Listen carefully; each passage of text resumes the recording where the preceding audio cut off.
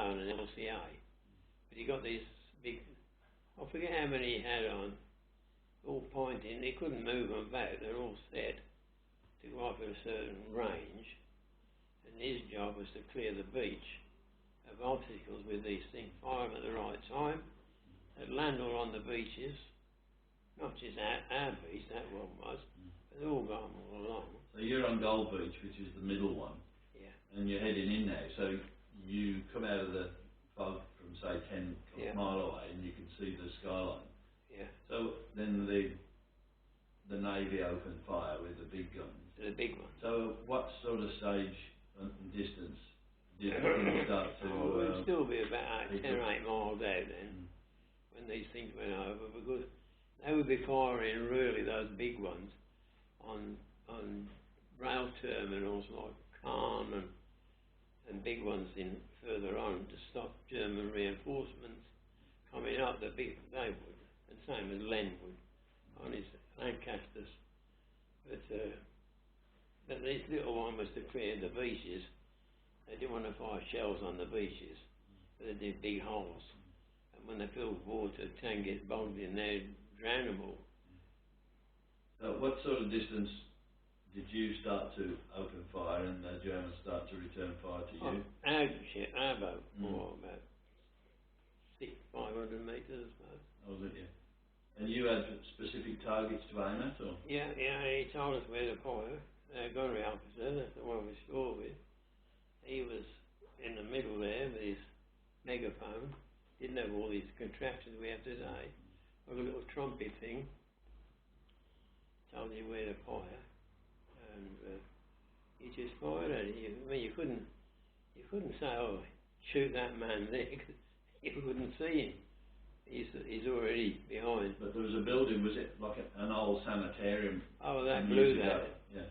I wondered how it got blown. I didn't know whether the Navy or the Air Force demolished it, but I read the other day, I've seen it on one of them channels, that a Royal Marine tank, a Centaur, they were obsolete, but they used them with what they used to call them a dustbin.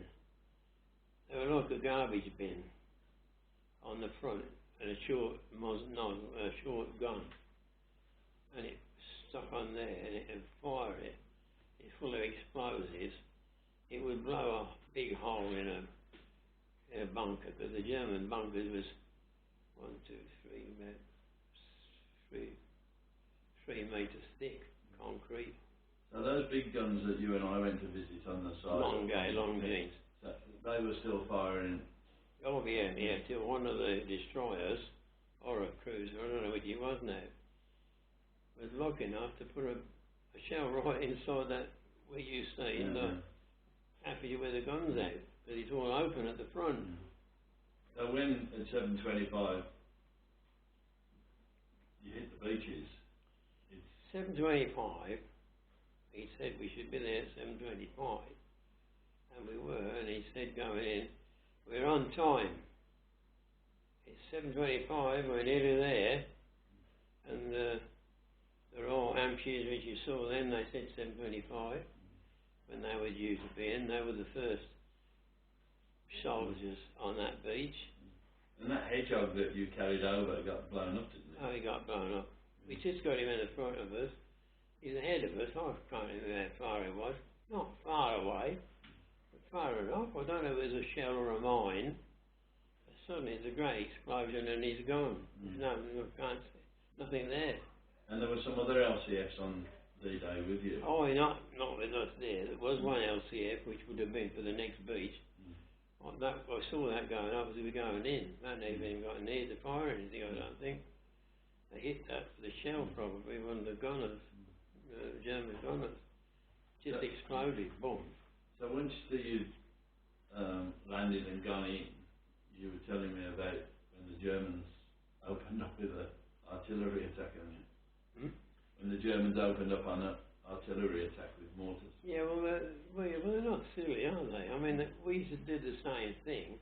It's a rule in military, or probably still is today, I don't know, that if you're going in, you're firing everything in here, and they got concrete bunkers and things, so they're not in them. They've drawn back because there's nothing for them to do. Not in them trenches, not their infantry.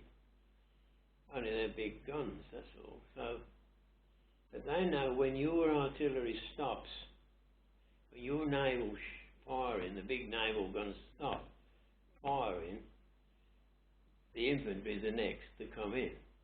They've just stopped for them to come in. There's a distance, there's a legal distance in the military repertoire of what you, how far ahead shells can fire.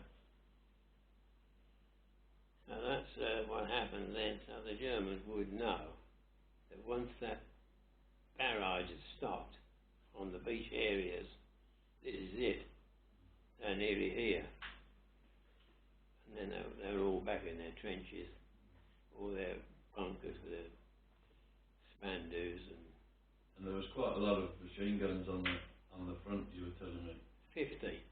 They tell me afterwards. We were told these things afterwards. You know, there was 50 machine guns on our patch. 50. I mean, that'd be spandus. About 1,000 rounds a minute. Yeah, 50. So the Germans had a passion for machine guns. Well, they did. Nearly every German soldier had a Smiser. So once you got inland, they fired. Well, it took till midnight to clear the beach at Lee Hamel. It was that hard. And the reason being, I mean, the reporters say it was an easy beach. It wasn't easy. Because I did meet a German after the war, doing his garden. He was actually there. He was a German paratrooper. And he told me that his regiment, and it's already now, I've got it on the maps now, his regiment's area stretched from Point de Hoc, where the Marines climbed the cliff, down to Lee Hamel, or Hamel. That's where it stopped. And then on it was another German regiment.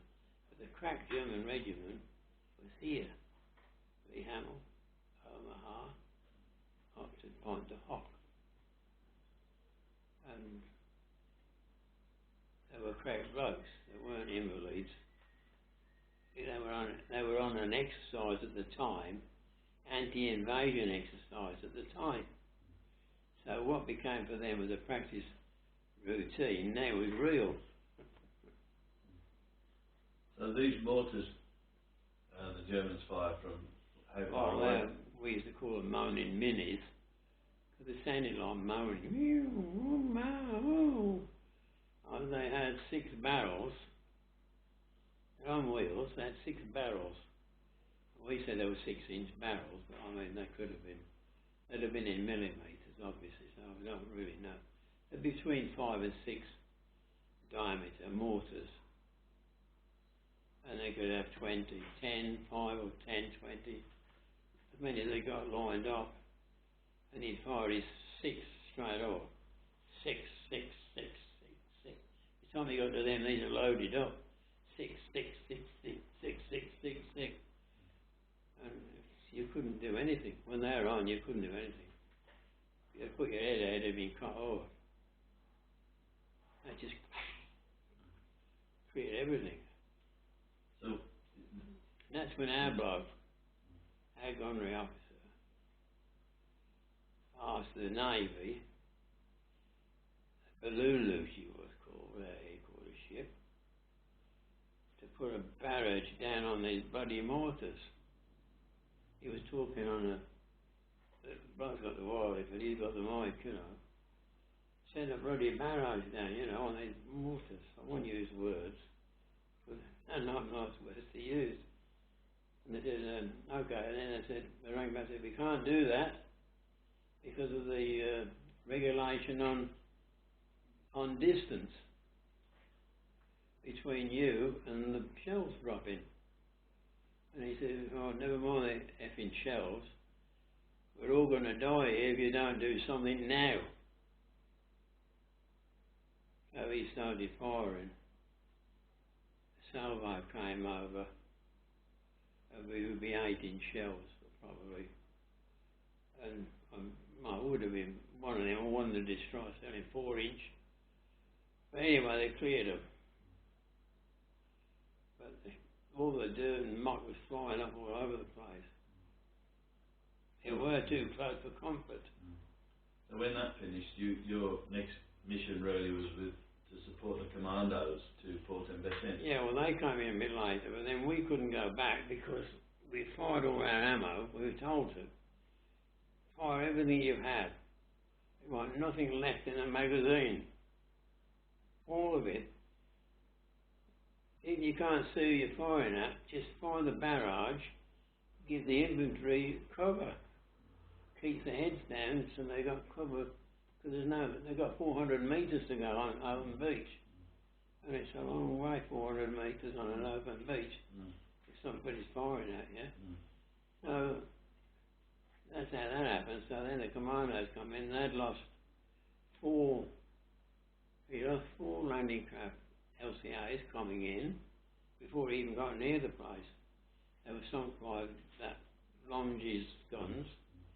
And there's 36 men on a landing craft, there's 144 men gone immediately, and it was 600.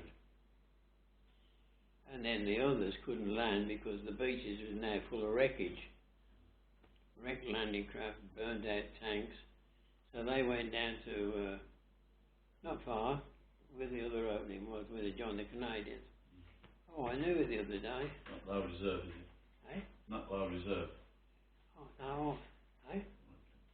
I can't think what the name of the place was. I do know it. It'll come in a minute, probably. They moved down there, they come in there, but they had to go round the back of Lee Hamel to meet up with him on the main road. Their job then was to go, because they shouldn't have had a fight at all. They'd got to go complete as 600 men to round the back to beyond the lines to take Bessen.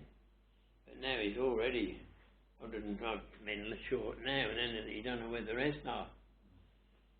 So there's this officer came up. He was a tank officer. He got some part of his crew. All his tanks had been done on the beach, shot up, or burnt out. And he said, well, I haven't come all this way. We haven't come all this way to do nothing. So let's have a bit of fun while we're at it. Pick up a rifle or whatever. There's plenty of rifles and machine guns lying all over the place. So he put a posse together of men off the beach. Some were landing craft men. They got no landing craft to go back on. And there's us. And then the officer, he said, yes, we can do firepower. Never mind anything else, we want firepower. But when they got to a place, the start line was La Rosere. And they get to La Rosere, which is about 3 or 4 kilometres in, to turn right, to go behind those big guns on Longines. It should have been took by Hampshires. But they were still fighting in Lee Hamel till midday. I said, well, we have to go, we can't mess around. So they had to fight their way through there, and then they had to go through the German lines all the way to Bessen, which they arrived all on foot, just with the stuff they carried, very light weapons, till they got to Hill 72 or some number, some army number. So on a map. That's on the left-hand side of Bessen. But Bessen was the importance of that was to take it to the pipeline. Bessen was designated and was like the petrol station for the Americans and British. That was the start line, that was the dividing line between Britain and American forces. You had to have a gap so you didn't shoot each other. Actually, I mean, no, you wouldn't know who to do, so you know you've got anything in between there, it shouldn't be there. So that was there, and then what happened then I can't think then. So basically you got to Bessen on the left hand side on that Hill 72. It's called the Western and Eastern reed bound or reed out or something.